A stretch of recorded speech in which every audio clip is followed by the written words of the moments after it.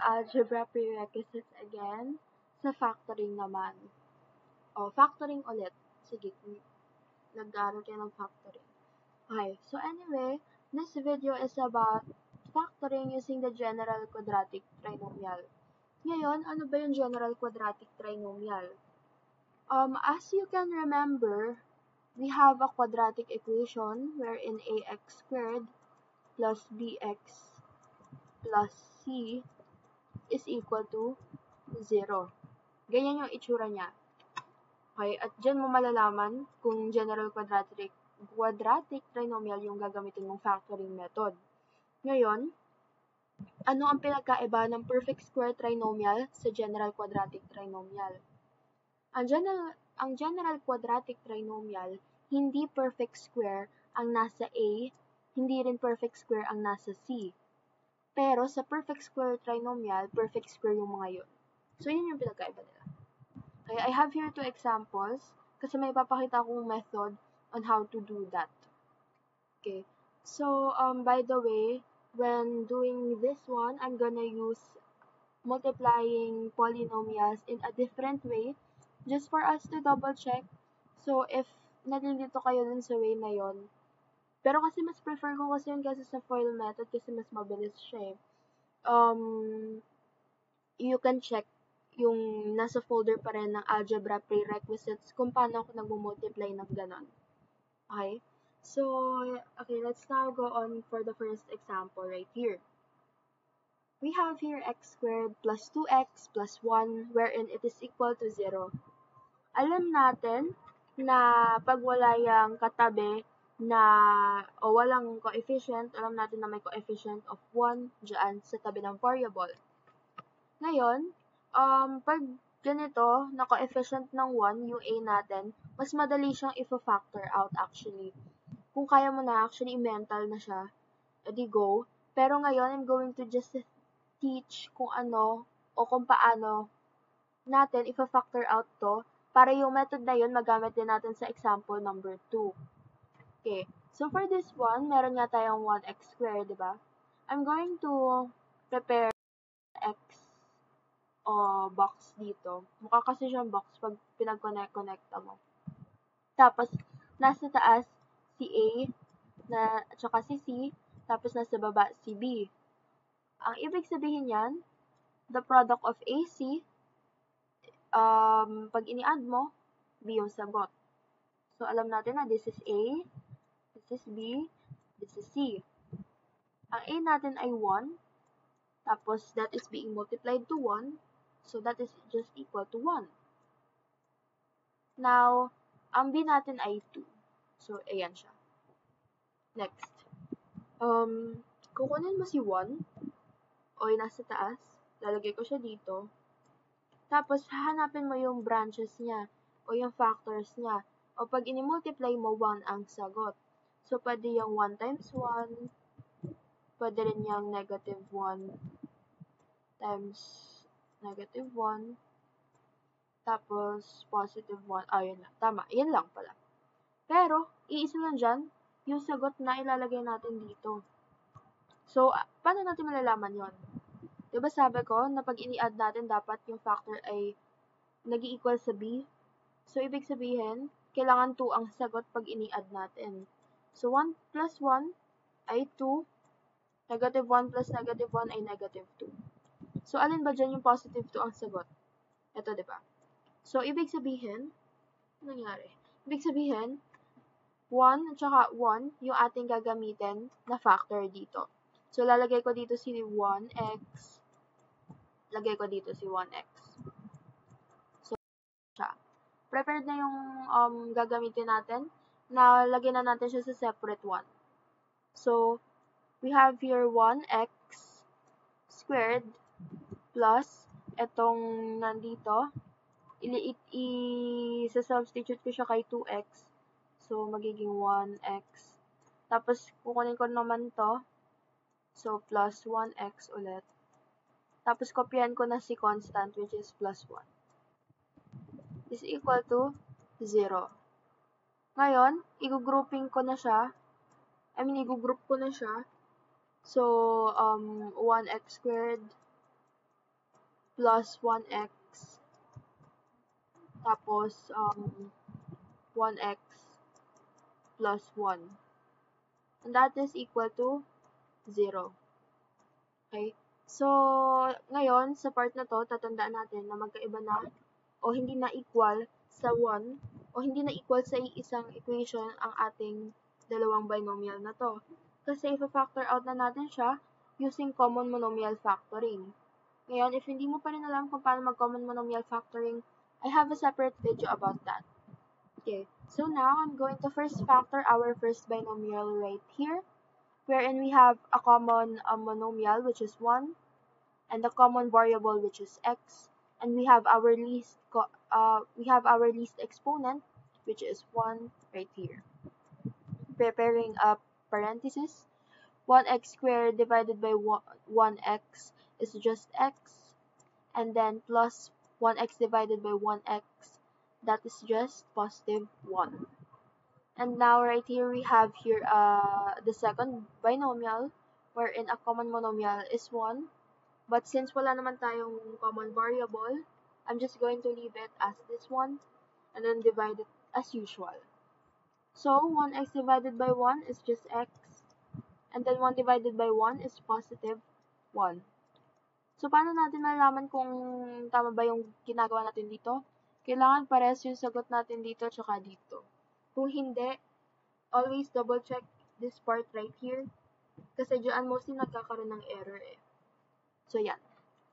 So, kunin ko lang itong dalawang ito. I-prepare ko na siya dito sa separate na ating parenthesis. Tapos, kukunin ko naman itong dalawang to. So, ayan siya. X plus 1. So, ibig sabihin, ito na yung ating factored form. So, ano naman gagawin natin dito? Dito, double check natin siya using yung, actually, dalawang ways kung paano yan i-check, pero ang pinaka mabilis is i-multiply mo yung dalawang binomials. So, dapat pag ini-add mo, ito yung sagot. Pag in-add mo, yan yung sagot. Pero, ito yung factor. So, ito yung final answer natin. Okay? Yun yung final answer. Ngayon, paano na natin i-check yan? So, lilayer ko lang to ng pa-vertical. So, yan. Tapos, ang gagawin na natin for this one, i-multiply natin to. X times x ay x squared, and then cross. That is x times 1 ay positive x lang, o positive 1x. Tapos, pag ganito naman, 1 times x ay 1x pa rin. So, that is positive 1x. And then, ito naman, which is 1 times 1, that is positive 1. So, add lang natin, 1 plus 1x plus 1 ay 2x. And then, x squared na lang, bababa ko na dito. Kasi pares na naman yung sagot. Therefore, pares yung sagot natin dito. At saka dito, leaving us with this one as our final answer. O, our factored form ng ating trinomial. So, ang next one, we have here the second example, wherein 2x squared plus 7x plus 5 is equal to 0. So, ano nangyayari dito?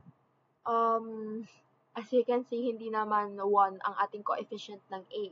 Kasi ang ating a ay 2, ang ating b ay 7, ang ating c ay 5. Ang ating a ay hindi 1. So, ibig sabihin, hindi magkamuka ang ating binomial katulad ng nasa example number 1. Okay. So, next. Okay. Simulan na natin. Same steps pa rin.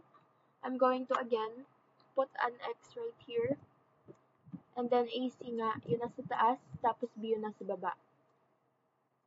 Ang AC natin ay product ng A pati si C. So, 5 times 2 ay 10. Tapos, ang ating B ay 7. So, maghanap tayo ng factor, baka pag ini-add natin, 7 yung sagot. Pag ini-multiply natin, 10 yung sagot. So, kung ibababa ko dito si 10, para mahanap natin yung sa 7. So, 10. Tapos, hanapin natin yung factors niyan. Pwede yung 10 times 1. Pwede yung 5 times 2. Diba? Pwede rin yung 5, pwede rin yan 2 times 5, pares lang naman yun. So, yan. So, alin dito, yung pag ini-add ko, positive 7 yung sagot. Sobrang obvious, diba? 5 times 2. So, pag ini-add natin yan, 7 yung sagot. So, ibig sabihin, 5x yun nandito, pwede rin dito yung 2x. O, pwede rin dito yung 2x, tapos dito yung 5. Doesn't matter. Basta 5x pati 2x yung magagamit dyan. Ngayon, ano nang gagawin natin? Again, i-rewrite ko si a. So, 2x squared. Papalitan ko na yung b natin nung ating dalawang monomial dito. So, plus 5x plus 2x plus 5 equal to 0. Ngayon, i-group ko na siya. So, 2x squared ay kasama ni 5x. Tapos, lalagay ko na siya sa ganyan. Tapos, ang magkasama naman dito ay si 2x tsaka si positive 5. Wherein that is equal to 0. Ngayon, ano yung tatandaan natin? Magkaibang binomial ito. Hindi siya considered as 1 ha, kaya nga natin siya ginrupo. Tapos, ang gagawin na natin, ifa-factor na natin using common monomial factoring dito sa step na to. So, unahin ko yung first binomial. Ano yung common na ating, ano yung common na divisible? Ano yung common multiple nito? Yung pag ini-multiply mo, yun yung sagot. Diba wala naman? Kasi 5 naman to, tapos 2 naman ito. Eh, magkalayo siya. Pero wala tayong choice kundi 1 ang ilagay natin dyan. So, next naman, yung common variable. Since pare silang may x, ilalabas ko dito si x. Tapos kung ano yung pinakamaliit na exponent ni x, yun yung ilalagay ko. So, 1, understood na may 1 na dyan. Hindi ko na yung ilalagay. Divide lang natin to. 2x squared divided by 1x, that is just 2x. And then 5x divided by 1, that is just positive 5. Next, for this one, ganun din siya. Wala rin siyang common monomial. So, ang gagawin natin, maglalagay na lang tayo ng 1 dyan. Tapos, wala rin siyang common variable, so wala rin tayong mailalagay. So, 2x divided by 1, that is just 2x. And then, 5 divided by 1 is just 5. And that is equal to 0. Ngayon, ilalagay ko na sa isang parenthesis yung mga wala sa parenthesis, which is yung 1x plus 1. Actually, hindi ko na ilalagay yung 1 dun sa katabi na x kasi understood na meron ng 1 yan. So, that is x plus 1. And then, kukopihan ko si 2x plus 5. So, ayan. 2x plus 5 is equal to 0. So, ibig sabihin, ang ating factored form is, eto na. Ito na yung final answer natin. So, pag yung dalawang binomial na yan, ini-multiply ko, kailangan ang sagot ay si 2x squared plus 7x, tsaka si, basta ito, kailangan pag ini-add natin, ito yung sagot. Pag ini-multiply pala. So, ulit, i-layer ko lang to. So, x plus 1, tapos meron tayong 2x plus 5. So, as you can see, multiply ko na siya. Hindi ako gagamit ng FOIL method kasi mas madali to. O mas mabilis to.